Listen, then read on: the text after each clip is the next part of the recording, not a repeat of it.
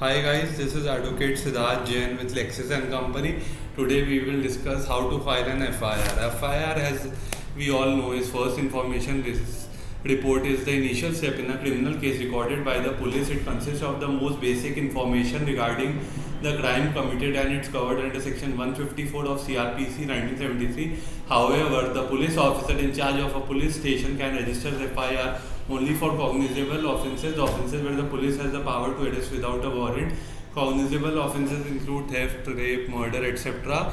Non-cognizable offences are those for which police needs a warrant for arrest, such as defamation or bigamy. For such matters, the complaint is sent to the judicial magistrate for further section. When should one get an FIR registered? Whenever a crime takes place, the first step is to approach the police. An FIR should be registered as soon as possible from the time after the incident. A delay in doing so may have to be explained in an adequate manner. Suspicion could arise of it being an afterthought or a concocted version if there is a great delay in registering an FIR without any viable explanation. Who can file an FIR? One can file an FIR if she is a victim of the particular crime, a friend or relative, or even a acquaintance of the victim of that crime, if he or she has a knowledge about the crime that has taken place or is about to take place.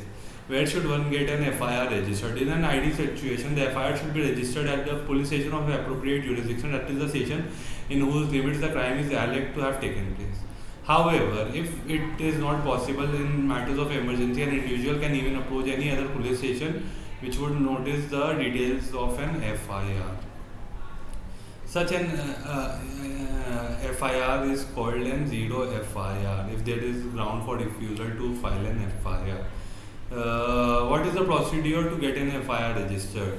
Once you approach the police station, you will be directed to the duty officer in charge of the police station by your FIR to be registered. You will be required to provide the information regarding the offence which has been done.